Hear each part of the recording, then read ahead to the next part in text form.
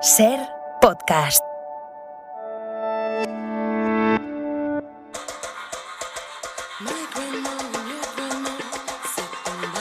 En la cadena SER, cualquier tiempo pasado fue anterior, con Nieves con Costrina.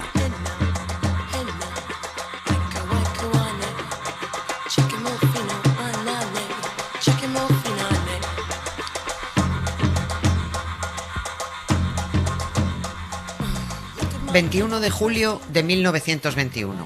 interior de la Catedral de Burgos.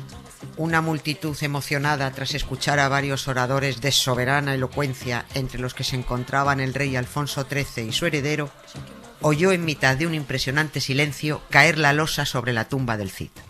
Un ruido grave y profundo que retumbó en lo alto de la bóveda, como una salva de honor que España hacía a las glorias de 10 siglos. Esto no es mío. Esto es una adaptación de las crónicas que describieron el acto cumbre de la celebración del 7º centenario de la Catedral de Burgos. Y ese acto cumbre fue el entierro de los... iba a decir restos no, lo que fuera que enterraran, diciendo que eran los restos del Cid y de su señora doña Jimena. Y es que el arzobispo de la ciudad, un tipo más listo que el hambre que se llamaba Juan Benlloch, dijo: ¿cómo organizo yo unos actos por los 700 años de la Catedral de Burgos para que esto trascienda más allá de la archidiócesis, más allá del cabildo, del ayuntamiento, de la diputación? ¿Cómo vincular el 7º centenario de la catedral a la nación entera, a España, a la patria? Pues ya está, dijo él. Voy a glorificar las celebraciones uniéndolas al machote español por excelencia, al Cid. Voy a enterrarlo bajo el cimborrio. Solo tengo que pedir al consistorio de Burgos que me entreguen los huesos que guardan en el ayuntamiento, que vete tú a saber de quién son, pero que da igual porque aquí se trata de que se lo crean, y organizar un monumental sarao para que dentro de 100 años los de cualquier tiempo pasado o anterior de la cadena SER estén hablando de mí y de mi genial idea.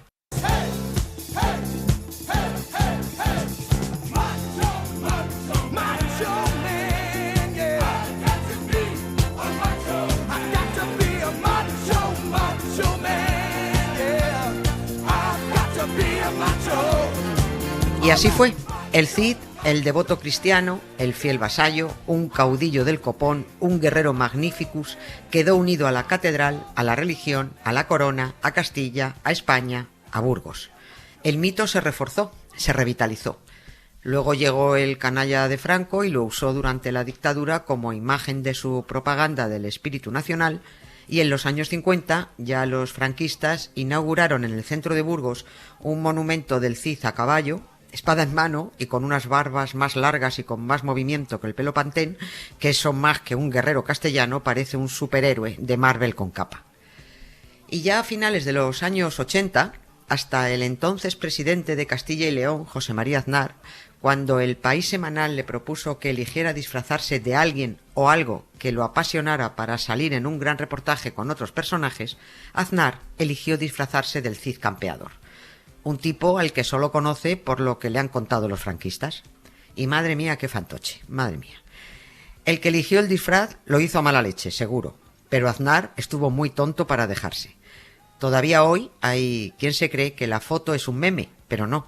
Es Aznar, voluntaria y ridículamente disfrazado del Cid, agarrando una espada y un casco. Y con bigote. El bigote es tremendo.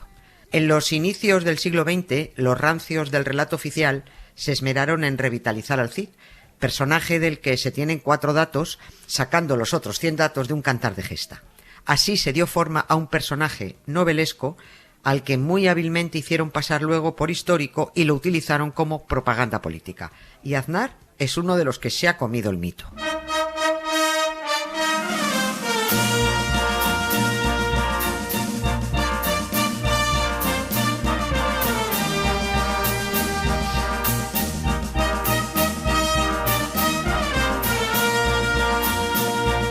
No fue casualidad esta apuesta propagandística nacional y religiosa por el Cid, cuyo impulso definitivo se produjo en aquellos actos del 7º centenario de la Catedral de Burgos. Y no fue casualidad porque unos años antes el intelectual progresista Joaquín Costa se atrevió a pedir en voz alta doble llave al sepulcro del Cid para que no vuelva a cabalgar. Bueno, la que se montó, cómo se pusieron, como si les hubieran mentado a la madre. Evidentemente, Joaquín Costa estaba utilizando al Cid como símbolo de la España de la naftalina. Este aragonés de poblada barba y permanente cara de cabreo, principal pluma del movimiento regeneracionista, estaba diciendo: basta ya de mitos patrios, de nacionalismos añejos, de gestas medievales y cuentos chinos. Dejen de sacar de paseo al Cid. No existió el hombre que propagan, no es el héroe que venden. Déjenlo en la tumba y ciérrenlo con doble llave para que él deje de cabalgar y los españoles progresen. Que dejen de mirar con admiración y nostalgia a un héroe de hace 1000 años que no existió tal y como creéis que existió. Eso de doble llave al sepulcro del Cid tenía su contexto, por supuesto.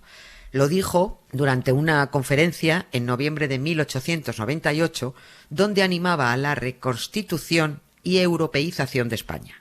Y es que a finales del siglo XIX, ya saben, se consumó el desastre. El imperio se había ido al garete, se habían perdido las últimas colonias, el país era beato, analfabeto e inculto, cuajado de caciques y curas. Europa estaba ahí mismo, pero nos sentíamos tan lejos de ella que hubiera dado igual que estuviera en la Conchinchina. De eso iba el movimiento ideológico que se llamó regeneracionismo, a finales del XIX y principios del XX. Iba de pararse a pensar e intentar solucionar los problemas. España había tocado fondo y había que ser conscientes de ello para poner remedio a la decadencia. Mitos como el del Cid solo eran un estorbo para el avance, porque no podía ser que se mirara con nostalgia las supuestas heroicidades de un tipo de hacía 1000 años. Bueno, no quieran saber cómo se pusieron los constructores del relato histórico oficial. Tocaron a rebato.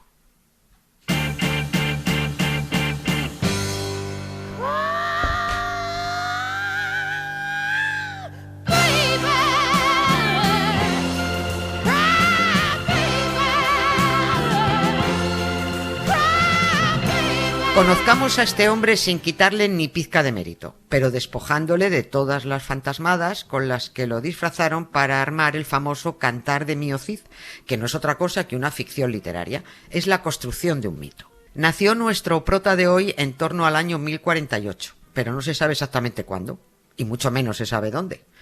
Hay un pueblo en Burgos que se llama Vivar del Cid para que parezca que nació allí, y a él lo conocemos como Rodrigo Díaz de Vivar, por lo mismo, para que lo asociemos a ese lugar de nacimiento. Pero no hay nada que diga que eso es cierto. Es en el Cantar de Mio Cid donde se dice que nació en Vivar. Ya está. Pero el Rodrigo auténtico lo mismo pudo haber nacido en Cabezón de la Sierra. Rodrigo Díaz era un líder nato, un gran estratega y un hábil caudillo militar que se ponía al servicio del que mejor pagara. Dados los poquísimos datos ciertos que se tienen del Cid, lo que los expertos creen es que gran parte de sus huestes estaban compuestas por bandidos sin patria que no seguían a ninguna bandera y que se ponían al servicio de tal rey o de tal señor dependiendo de lo que pagaran. O sea, una mezcla de bandidos y mercenarios. Podían ser castellanos, andalusíes, cristianos o musulmanes. Daba igual, iban a lo suyo. Y también es necesario visualizar cómo estaba por aquel entonces, año 1000 y poco, la península ibérica. No piensen en España, por favor. España no existía, Portugal no existía. Lisboa pertenecía a la taifa de Badajoz. Una taifa, para entendernos, era un reino musulmán. Así que tenemos que casi 3/4 partes de la península por abajo y por la derecha era un mosaico de taifas musulmanas. Taifa de Zaragoza, taifa de Albarracín, taifa de Lérida, taifa de Almería, taifa de Badajoz, taifas por todas partes. Y que poco más de 1/4 de la península por la parte de arriba eran reinos cristianos. Reino de León, Condado de Castilla, Navarra, Aragón, Condado de Barcelona. Así que, ¿estamos de acuerdo? No España. Un follón de reinos que lo flipas por arriba y por abajo. No España. Y me preguntaba otra vez, ¿y tú de quién eres? De Marujita.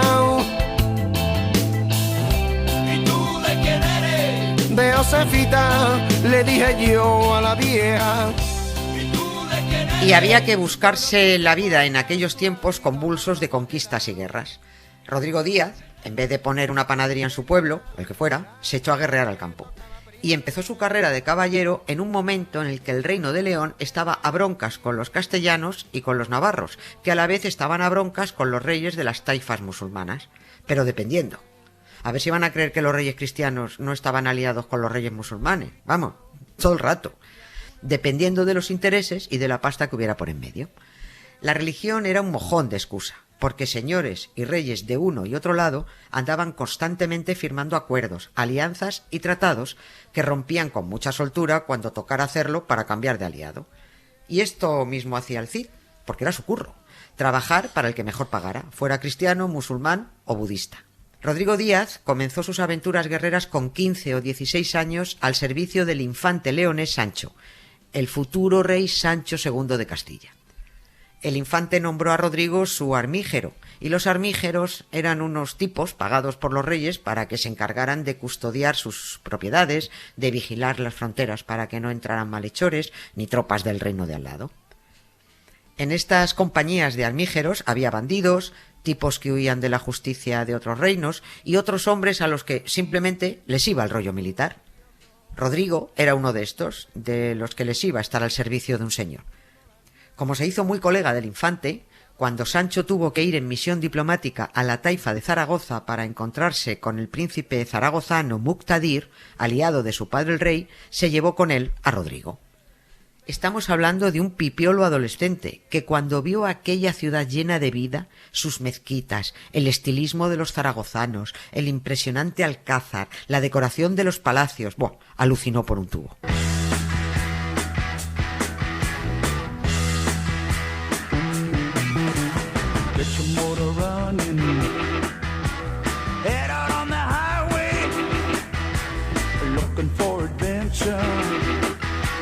Aquel viaje al reino musulmán de Zaragoza como escudero del infante Sancho le sirvió a Rodrigo para conocer de qué iba el rollo de la política entre cristianos y musulmanes y cómo eran las alianzas del rey castellano y leonés con los príncipes de las taifas. Eso significaba que los reyes estaban comprometidos a ayudarse en caso de ataque de un tercero. Daba igual si el que atacaba era un reino musulmán o cristiano. Había que defender a tu aliado de quien fuera. Es más, en aquel viaje a la taifa de Zaragoza de Rodrigo y el infante Sancho se concretó un acuerdo por el que se organizó un ejército mixto cristiano-musulmán para atacar al rey aragonés Ramiro I y quitarle la plaza de Graus para reintegrarla a la taifa de Zaragoza. El ejército mixto ganó y hasta se cargaron al rey aragonés en la batalla, a la porra Ramiro. Los festejos vividos en Zaragoza por aquel triunfo, los agasajos a la delegación leonesa en el Alcázar por ayudar a derrotar a los cristianos aragoneses, dejó marcado al joven Rodrigo. ¡Guala! Aquello fue la leche, aquello fue excitante. La lucha en el campo de batalla, la victoria, la celebración. Eso le molaba.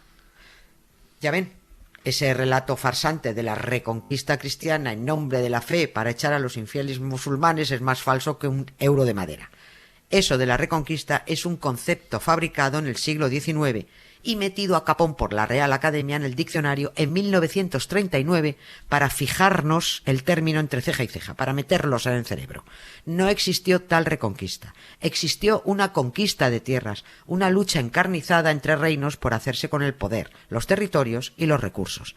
Y si los reinos cristianos tenían que atacar a otro reino cristiano para ayudar a tal o cual taifa musulmana, lo hacían, porque luego los musulmanes se pegaban contra los musulmanes para defender a sus aliados cristianos.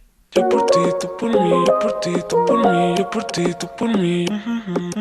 Yo por ti, tú por mí, yo por ti, tú por mí, yo por ti, tú por mí.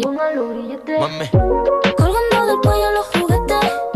A Sancho, cuando cascó su padre, le tocó en el reparto la parcela del condado castellano, y entonces pasó a ser Sancho II, rey de Castilla.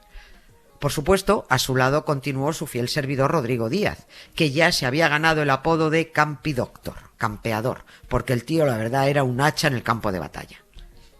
Por eso llega a lo más alto de la corte, a jefazo de los ejércitos. Pero su colega Sancho duró en el cargo más bien poco, se lo cargaron, y Rodrigo pasó a las órdenes del nuevo rey de León y Castilla, Alfonso VI. 10 años estuvo Rodrigo al servicio de Alfonso VI, pero oye, que no lo ascendía. Y entre que ya estaba muy bregado en la batalla, que conocía el territorio, que era un líder para sus hombres, que sabía cómo y por dónde combatir tanto a cristianos como a musulmanes, dijo él: ¿y si voy haciendo algún trabajillo por mi cuenta? ¿Y si voy yo estudiando cómo está el mercado para ver si me hago autónomo? Lo habló con sus chicos y dijo: ¿qué? ¿Os venís conmigo? Venga, venga. Pasaron a la taifa de Toledo, saquearon aquí y allí, ganaron todas las escaramuzas porque sabían cómo combatir, asaltaron fortalezas y volvieron a Castilla a repartirse el botín. Ahí tienen al héroe español Rodrigo Díaz, el Cid campeador, un bandido. Pero claro, a su rey Alfonso VI lo dejó con el culo al aire ante el príncipe Al-Qadir de la Taifa de Toledo, con el que tenía buenas relaciones personales y políticas. ¿Qué hizo el rey? Desterrar al vasallo Rodrigo Díaz por gamberro. Y ahora sí que sí, el campeador se hizo autónomo. Rodrigo y sus hombres campearon a su bola, pillando botín, rescatando rehenes por encargo, haciendo del cobrador del frac, o sea, cobrando los tributos para tal o cual señor. Ofreció sus servicios a quien pagara bien, fuera musulmán o cristiano, y al final se quedó trabajando para Muqtadir, rey de la Taifa de Zaragoza. Rodrigo Díaz iba de triunfo en triunfo a las órdenes de Muqtadir. Ganó a los musulmanes de las taifas de Tortosa, Lérida y Denia, y venció a los cristianos de Aragón y Barcelona. Lo mismo le daba 8 que 800. Luchaba contra quien fuera al servicio de quien mejor pagara. Pero éramos pocos y parió la abuela. Verán, había poco lío de reinos en la península y poca bronca entre unos y otros cuando en el año 1086 irrumpieron en la península unos visitantes con malas pulgas, los almorávides. Con estos no valían acuerdos, ni alianzas, ni pactos de amistad, ni leches. Venían a por todas.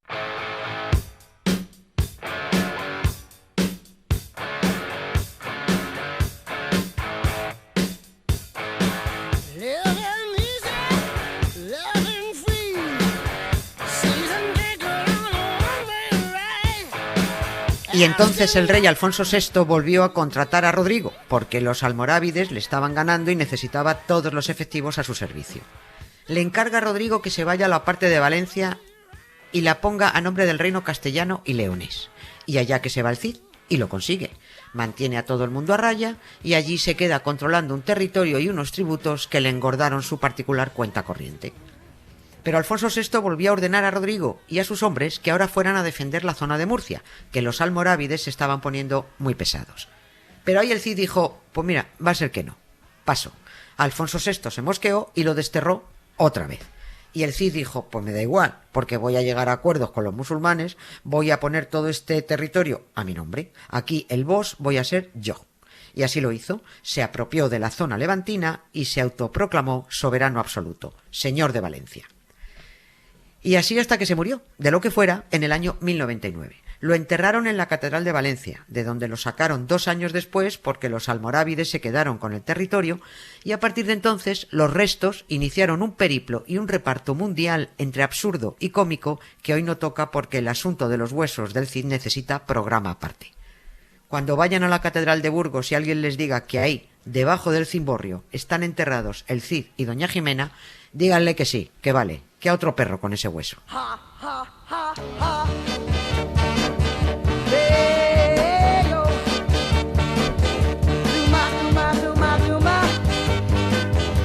Y ya está. Díganme ustedes si este señor era el héroe español y máximo representante del espíritu patrio que se han inventado, o simplemente un líder guerrero, hombre de su época, que iba a lo suyo. Un mercenario dispuesto a servir al mejor postor y poniendo sus propios intereses y el dinero por delante de reyes y religión. Ese es Rodrigo Díaz, el Cid, despojado de fantasías, mentiras, cantares y leyendas. No se sientan mal por saberse engañados, no es culpa suya, no es culpa nuestra, es que ese era el plan.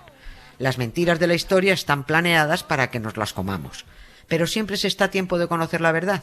Doble llave al sepulcro del Cid para que no vuelva a cabalgar, porque cabalga sobre una gran mentira. Y hablando de cabalgar, su caballo tampoco se llamaba Babieca. Eso se lo inventaron después.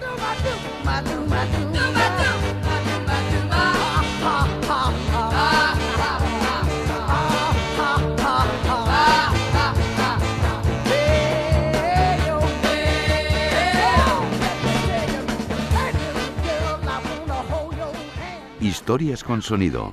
Cara A. Con Emma Vallespinós. Vamos con la primera historia con sonido de hoy. Hola, Emma. Hola, Nieves. Hoy las historias con sonido se dividen en héroes y antihéroes. ¿Qué les gusta a algunos un héroe al que idealizar? Eso seguro que tiene un nombre, pero yo no me lo sé. Decías... Héroe-fans. Vale, me parece bien. Lo acuñamos. Sí. Decías antes que los franquistas reconvirtieron al Cid en una especie de superhéroe de Marvel y si lo necesitan, aquí tienen un consejo. Si les dan a elegir, rechacen imitaciones. Nos quedamos con los de Marvel. No sé, Nieves, si eres más de Thor, de Hulk o de Capitán América. Hulk, vale. Hulk. Pues el protagonista no es Hulk, ¿eh? El protagonista de esta historia con sonido es Spider-Man. ¿Y por qué? Pues porque no todos los superhéroes pueden presumir de que los Ramones hayan hecho una versión de la canción de su serie, y él sí. El tema Nuestra cara A fue incluido como bonus track en el último disco de la banda, publicado en 1995 bajo el título de Adiós amigos. Pues la escuchamos. Muy bien. Spider-Man, Spider-Man, does whatever a spider can. Spins a web in his eyes, catches thieves just like lies. Look out, here comes the Spider-Man. Is he strong? Listen, bud, he's got radioactive blood. Can he swing from a thread? Take a look overhead. Hey there goes the Spider-Man. In the chill of the night, at the scene of a crime, like a streak of light, he arrives just in time. Spider-Man, Spider-Man, friendly neighborhood Spider-Man. Well, the fame he's ignored, action is his reward. Look out, here comes the Spider-Man. Look out!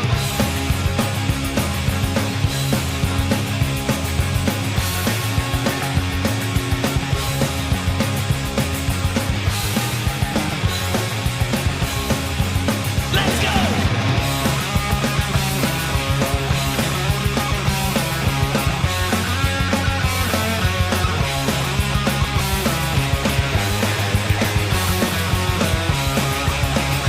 In the chill of the night, at the scene of a crime, like a streak of light, he arrives just in time. Spider-Man, Spider-Man, friendly neighborhood Spider-Man. Well, the fame he's ignored, action is his reward to him. Life is a great big bang up, whenever there's a hang up, you'll find the Spider-Man. Contarte el arte. Ana Valtierra.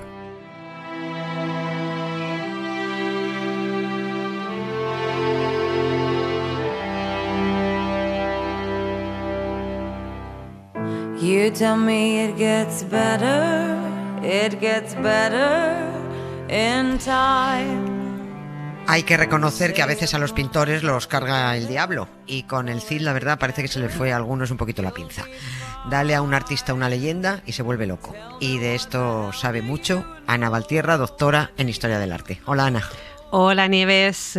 Bueno, hoy efectivamente vamos a hablar de una leyenda, de un tema que tuvo cierto éxito en la pintura del siglo XIX en España, el de las hijas del Cid.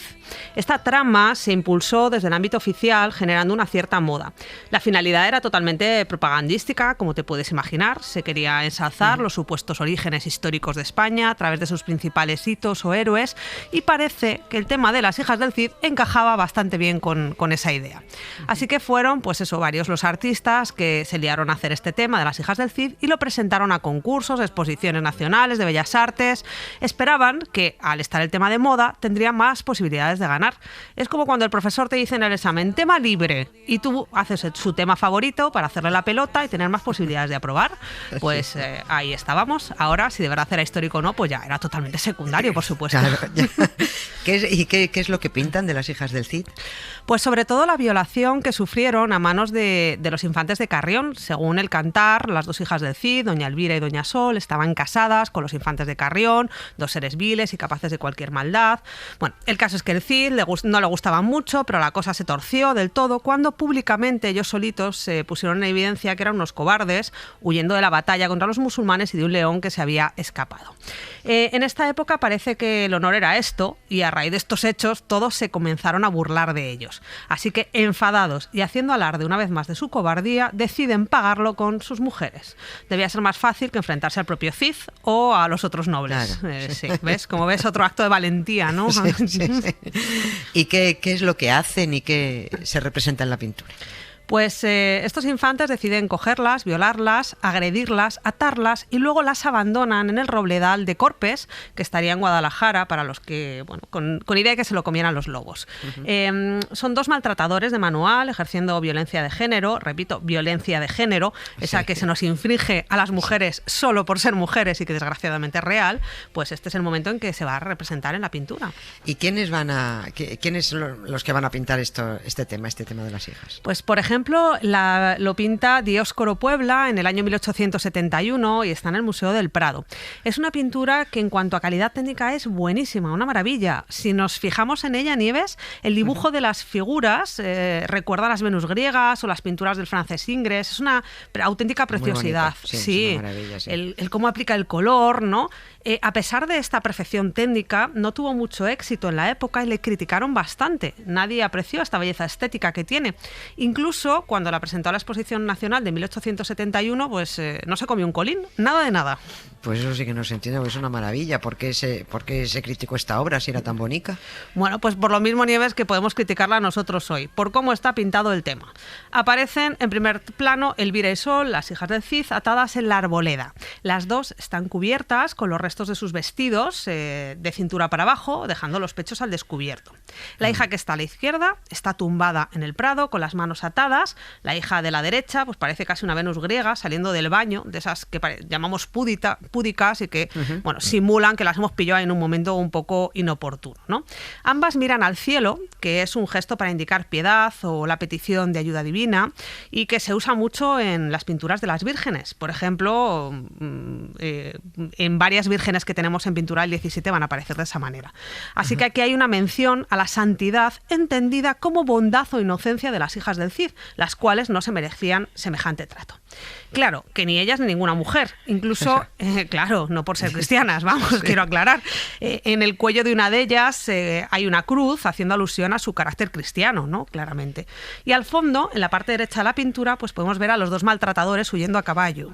La verdad es que es un poco rarita esa representación, ¿no? Para lo que está contando, que es una violación y un maltrato. Sí que lo es, y tanto que lo es. Lo que narra el Cantar es un pasaje muy violento de violación y maltrato de género, a pesar de lo cual las 2 hijas del Cid están pintadas sin atisbos de violencia. Sí, están atadas y con la ropa rota, pero no tienen ni un solo moratón, ni un solo atisbo de sangre. Son 2 mujeres semidesnudas, pintadas, como decíamos, de manera preciosa, obviando totalmente toda esa parte de la agresión. Y monísimas ellas. Sí, no, están muy guapas, o sea, sí. Están muy guapas, esa es la verdad. Sí. Bueno, esta pintura está totalmente, como te imaginarás, Nieves, desconectada del sufrimiento y el dolor físico y psicológico que si estuviera pasado en verdad, pues tendrían estas 2 mujeres. Vale. Y además podemos compararlo con La Fuente, con el Cantar, ¿no? Bueno, efectivamente, es que si ya lo comparamos con el Cantar ya te caes de espaldas, porque contrasta notablemente con lo que dice. Y sería la fuente, además, de la que estaría bebiendo el artista. El Cantar, fíjate, que describe mucho, con mucho detalle la agresión, diciendo, y voy a abrir comillas, con las cinchas corredizas les pegan sin compasión, hiérenlas con las espuelas donde sientan más dolor, y les rasgan las camisas y las carnes a las 2. Sobre las telas de seda limpia la sangre asomó. Desfallecidas se quedan, tan fuertes los golpes son, los briales y camisas, mucha sangre los cubrió. Cierra comillas. Sí. Bueno, aquí no hay nada de sangre en esta pintura y en cambio fíjate que en esta descripción están hablando de las carnes, las heridas, ¿no? Fue una paliza brutal, Nieves, donde los infantes las dieron por muertas, fíjate hasta qué punto, y las dejaron cubiertas de sangre. Pero si miramos la pintura, ni rastro de todo esto, ni una gota de sangre. Este libro, añado, es lectura obligatoria en el colegio desde hace décadas y nadie se despeina. Eso sí, claro, esta es otra, ¿no? Eso sí, al Orlando de Virginia Woolf le ponemos pegas y lo prohibimos, ¿no? Porque nos parece ya... Sí, tremendo. ¿Y era normal representar de manera así tan literal lo que decían los textos? En representarlo, digo, ¿era normal en la pintura de la época representarlo así? Pues curiosamente sí. Esta obra se encuadra dentro del género de la pintura de historia. Sí, lo sé, bueno, historia no. Pero bueno, en el siglo XIX pretendía recrear grandes hitos del pasado español. Ya digo que sí, que de historia, bueno, pues histórica tiene poco, pero la línea, Nieves, entre la ficción y la realidad de la narración histórica, ya lo has contado tú, a veces es un poco difusa. Sí. La historia, desgraciadamente, se usa, o yo diría más bien se malusa, para recrear un supuesto pasado glorioso al servicio de la política. Seguimos haciéndolo hoy, estamos hartos de verlo en boca de nuestros políticos todavía hoy. Bueno, cuando se hacía pintura de historia se intentaba que fuera lo más veraz posible. Se leían libros de historia, se buscaban los emplazamientos originales o incluso se buscaba la ropa de época, como si fuera una superproducción de cine de época, pero versión pintura. Aquí el pintor, como ves, se ha saltado toda esa parte. Porque ¿para qué, no? Poniendo por delante la estética de la pintura. El bosque tiene mucho protagonismo, es una preciosidad, el dibujo, el color, que decíamos que era una maravilla.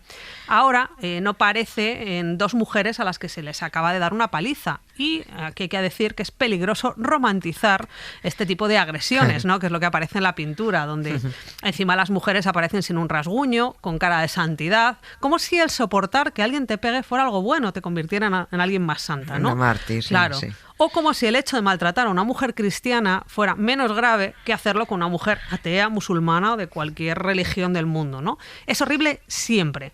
Ya en lo verosímil de la historia del cine me meto, que ya lo has contado tú. O sea que, claro, no. En conclusión, bueno, es una pintura bonita en su factura, sí, lo compramos, pero que representa con poco realismo la agresión brutal que sufrieron las hijas del Cid. Y, hombre, educativo. Este texto, bueno, quizá nos lo tendríamos que hacer mirar. Mucho. Sí. Bueno, pues muchísimas gracias, Ana. Buenísima historia la tuya, pero más falsa que un euro de madera. ¿No te la has creído? La que representa la pintura. A ti sí. La de la pintura no. Pero enseguida vamos a contar todo este mito de Doña Elvira y de Doña Sol, que ni siquiera se llamaban Elvira y Sol. Efectivamente. Ahora lo contamos. Muchas gracias, Ana. Gracias, Nieves. El invitado, con Jesús Pozo.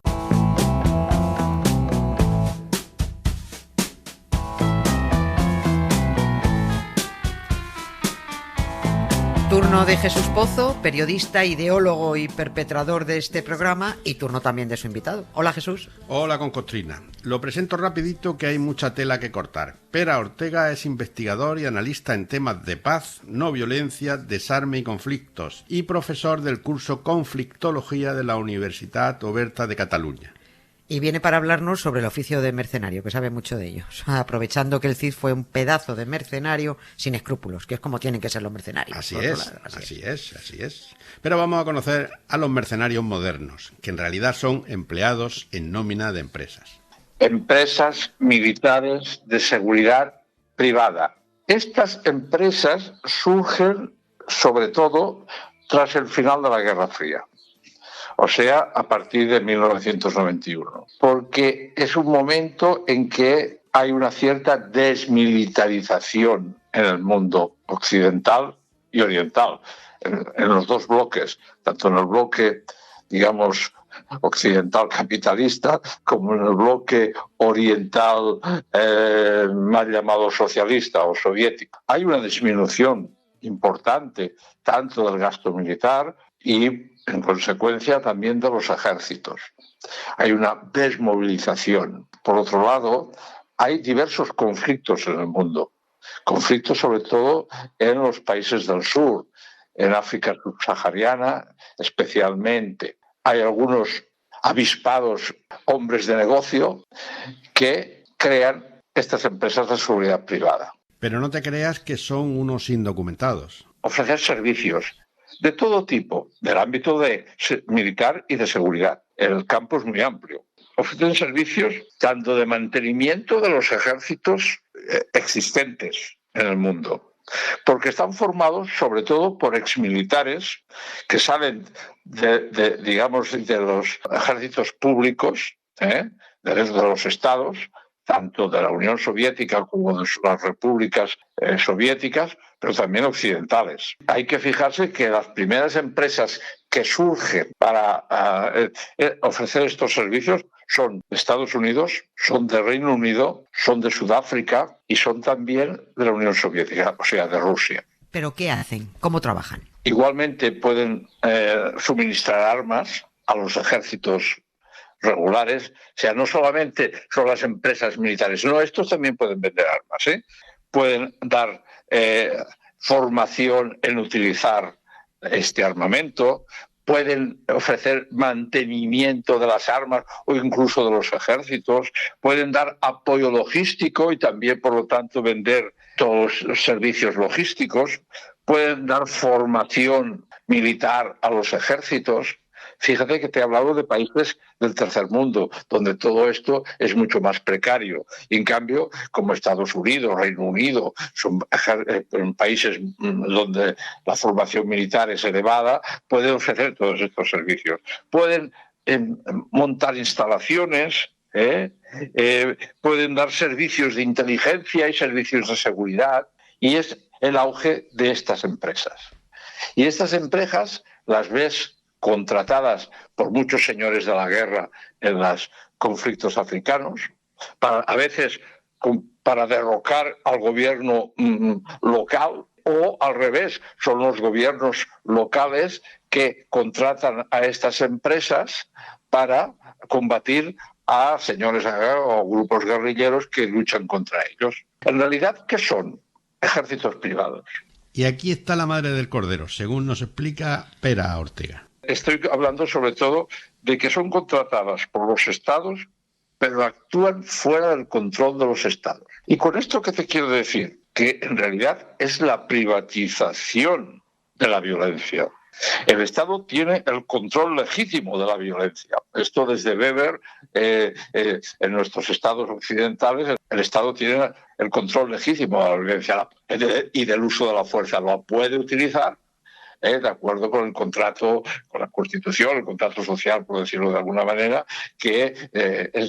pero es evidente que está sujeto a unas normas y, por lo tanto, si se cometen delitos por parte de las Fuerzas Armadas, puede ser juzgado. Y, en cambio, estas empresas están fuera de este control. Y por eso se las contrata. En realidad, lo que hacen estas empresas son guerras sucias, porque está violando el principio de derecho internacional, de derecho nacional, porque son contratadas precisamente para hacer aquellos servicios que el Estado no se atreve a hacer. Madre mía. Qué miedo, es la privatización de la guerra y sin control. Sí, la privatización de la violencia, como decía Pera Ortega. Y si solo fuera eso... Las grandes empresas transnacionales que actúan extrayendo recursos, sobre todo recursos minerales o recursos energéticos, ya sea gas o petróleo, en muchos países, sobre todo el tercer mundo, donde no hay una seguridad como si lo hay en los estados europeos, pues también contratan empresas de seguridad privada para que protejan esas extracciones.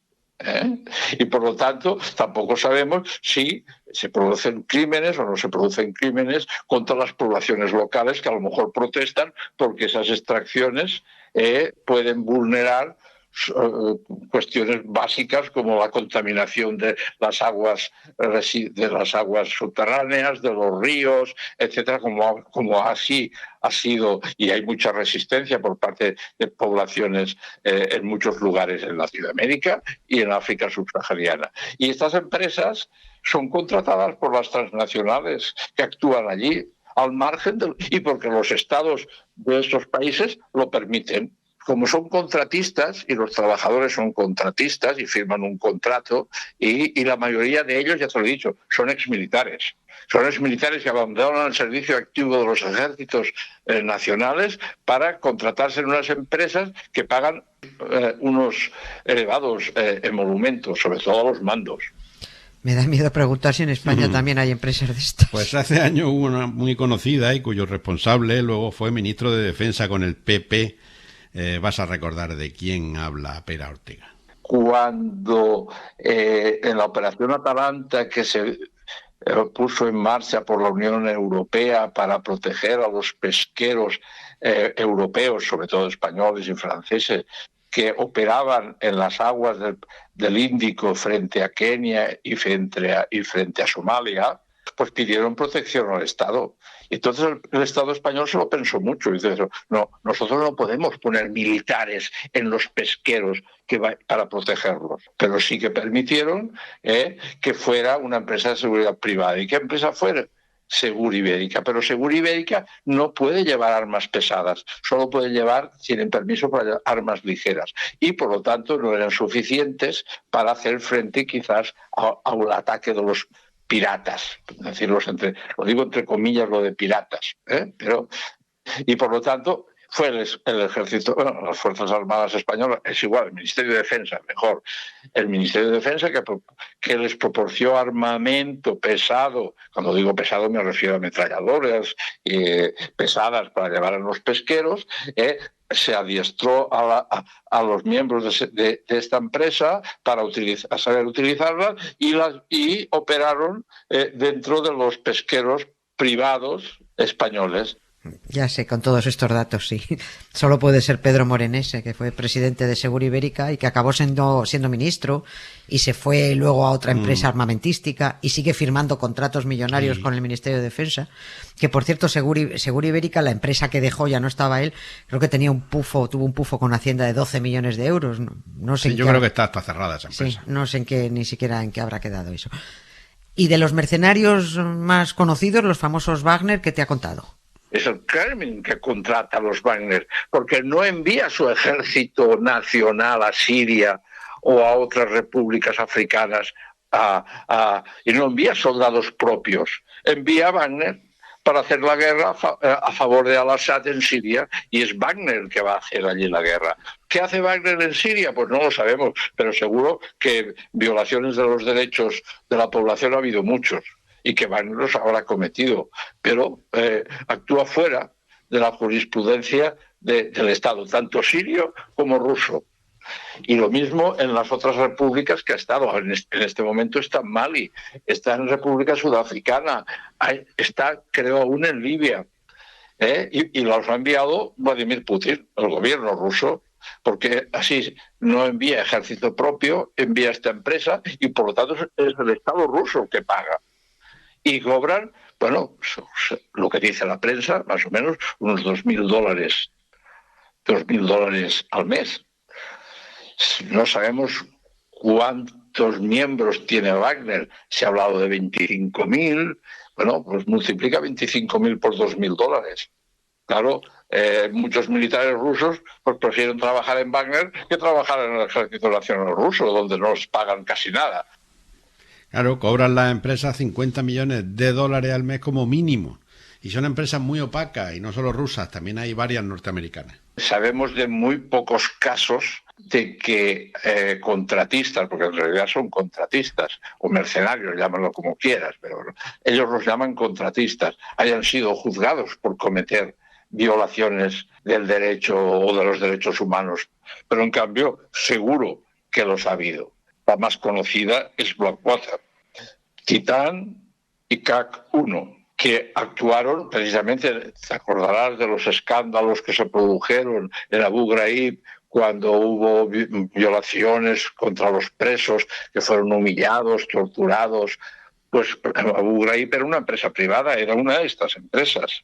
Y hubo incluso algún juicio en Estados Unidos, pero poco se ha sabido de las condenas. Y volvemos a estar en lo mismo. No podías condenar a Estados Unidos, si acaso tenías que condenar a la empresa.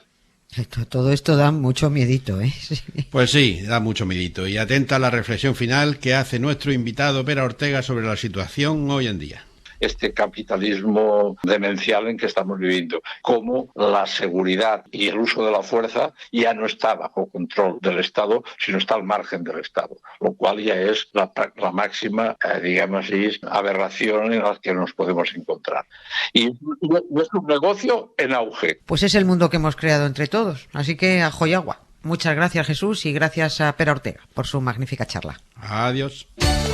Esto era un gato con los pies de trapo y la cabeza al revés. ¿Quieres que te lo cuente otra vez? Cuéntame un cuento y verás que contento. Me voy a la cama y tengo lindas señas. Cuéntame un cuento y verás que contento. Me voy a la cama y tengo lindos sueños. Yo no sé si hay personaje histórico que reúna más mentiras en su biografía que el Cid. Difícil encontrar otro al mismo nivel.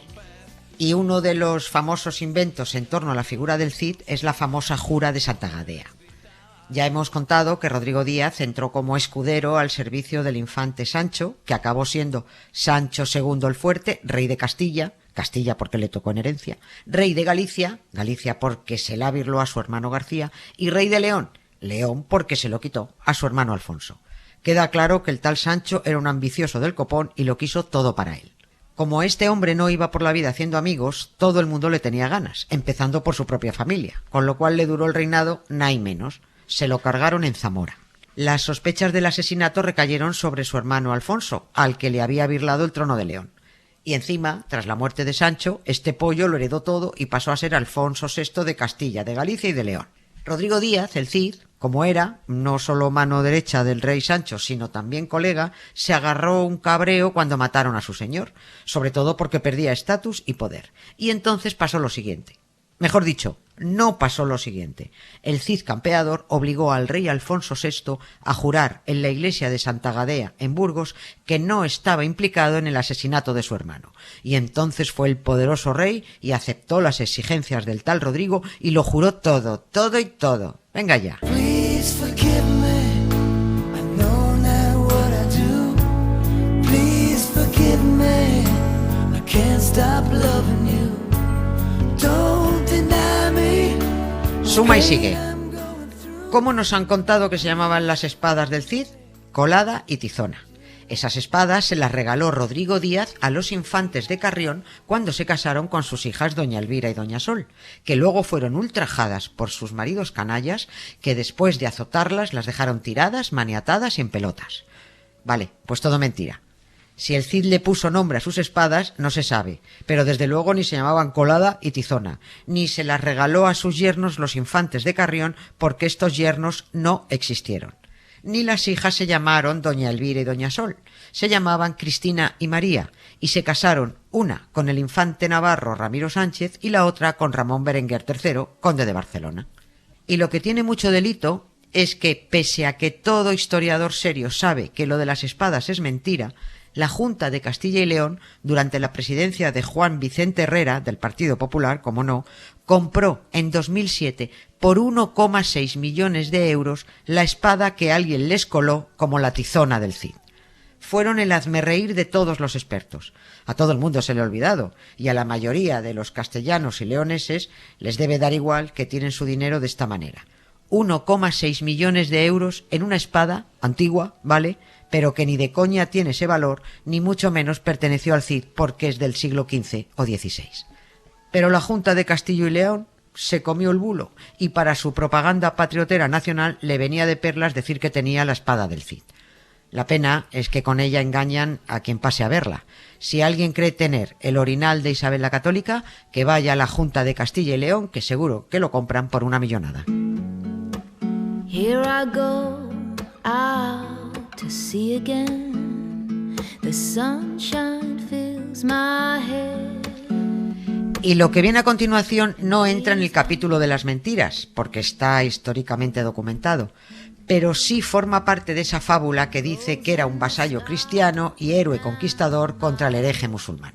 Cuando el Cid bajó a la taifa de Sevilla como embajador de Alfonso VI para renovar los acuerdos de paz y para cobrarle los impuestos correspondientes al señor Al-Mutamid por asegurarle la defensa ante cualquier ataque de quien fuera, también bajó exactamente a lo mismo, pero a la taifa de Granada, otro embajador del rey Alfonso VI. García Ordóñez se llamaba. Y García Ordóñez bajó a cobrar al granadino Abd Alá ibn Bulugin, uy, como se me da a mí el árabe, una pasta gansa. Y ya hemos quedado en que si los reyes musulmanes pagaban, había que defenderlos frente a quien fuera o atacar a quien correspondiera. Y resulta que estando en la taifa de Granada, su rey musulmán le dijo a García Ordóñez: oye, que quiero atacar a mi colega de la taifa de Sevilla para quedarme con su parcela. Me tienes que ayudar. Y dijo Ordóñez: pues vamos para allá. Pero claro, también el rey de la taifa de Sevilla había pagado para ser defendido, y allí estaba el Cid campeador para defenderlo. Como encima Rodrigo Díaz le tenía ganas a García Ordóñez porque había recibido más cargos y más prebendas del rey Alfonso VI, pues estuvo encantado de pegarse con su colega. Y ahí los tienen, dos supuestos cristianos, los dos enviados por el rey de Castilla y León, Alfonso VI, ayudando a dos príncipes musulmanes distintos y a hostias en el campo de batalla. ¿Es bonito o no es bonito esto?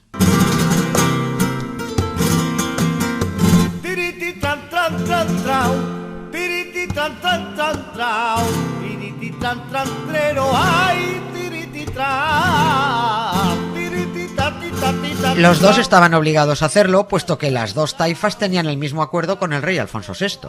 Esto tiene un nombre y se llama descoordinación o desbarajuste de política exterior. Esto es como si Alemania hubiera firmado el mismo acuerdo para la defensa con Ucrania y con Rusia, y al final acabaran pegándose los alemanes entre ellos defendiendo a Rusia y a Ucrania. Por cierto, en lo que hemos contado ganó el Cid, y el cabreo de García Ordóñez fue del 7. El Cid es el símbolo del orgullo castellano, del devoto cristiano contra el hereje musulmán y del caballero leal a su rey por encima de todo. Y ya ven, de eso nada. Su orgullo, su fe y su lealtad estaban donde estuviera la pasta. De héroe, nada de nada. Y de español, pues menos. España no existía. Es nuestro dedillo feliz, los álamos y las torres, cuántas cosas tan presentes, la memoria y los ríos, sobre el que gracia tú viertes, pero esta tuya está que te vayas y te caes, que con venir tú te vayas, que con irte tú te acerques.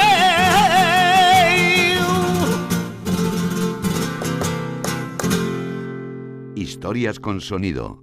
Cara B. Con Emma Vallespinós. Y ahora la de antihéroes, Emma, que lo prometido es deuda. Sí.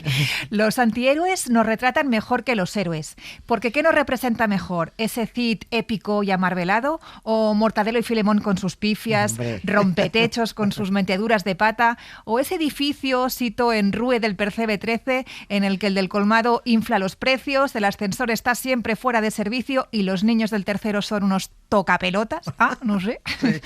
Francisco Ibáñez supo radiografiarnos desde la risa y enseñó a varias generaciones una lección valiosísima, que leer es la leche. También nos surtió de un diccionario de palabrotas por el que nadie podía castigarnos sin postre, el merluzo, el gaznápiro o animal de bellota. Así que sirva nuestra cara B el tema Mortadelo y Filemón de los delincuentes de profundo agradecimiento. Qué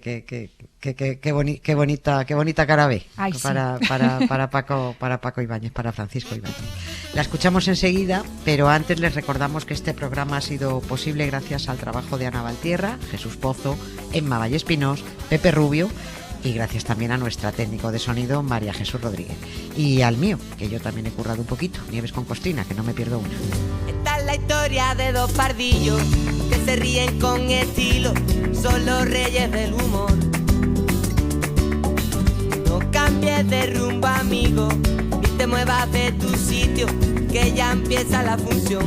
Con los agentes de la tía, Mortadelo y Filemón, compañeros de fatiga, el mequetrefe y el gran bufón, rey de los disfraces, van en busca de un nuevo caso por resolver. Llegan los agentes más secretos, son valientes y discretos, ven a verlo y no te lo pierdas, lere, lere, lere, lere. Llegan con una nueva canción, Mortadelo y Filemón, su misión es salvar la tierra, lere, lere, lere, lere. Hombre, por ahí viene Mortadelo, ole, cógela ahí. ¡Jefe! ¡Jefe! No, ya está aquí el gafota, no pesado, tío. Oiga, jefe, ¿usted está seguro de que es por aquí?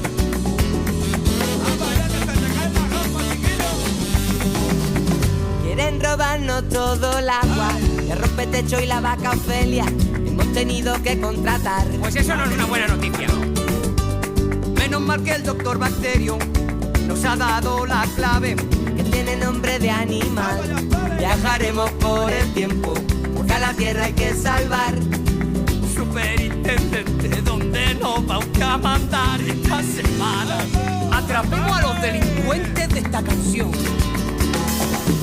Llegan los agentes más secretos, son valientes y discretos, ven a verlo y no te lo pierdas, lere, lere, ¡hacia la luz, Filemón! Llegan con una nueva canción, Mortadelo y Filemón, su misión es salvar la tierra, lere, lere, lere, lere.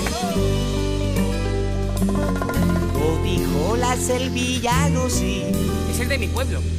y a su banda hay que atrapar, todo Quique y su disfrace, Chulín el chino y el matraca. Esos son los malos. Su refresco no nos venderá. Oye,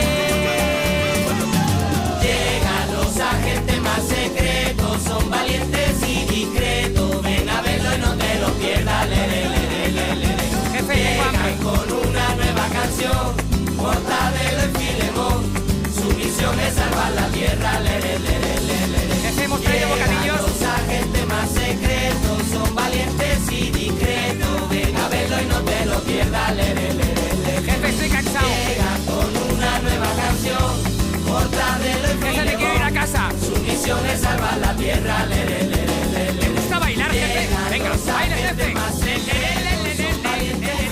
Suscríbete a Cualquier tiempo pasado fue anterior. Todos los episodios y contenidos adicionales en la app de Cadena Ser y en nuestros canales de Apple Podcast, Spotify, iVoox, Google Podcast y YouTube. Cadena Ser. La radio.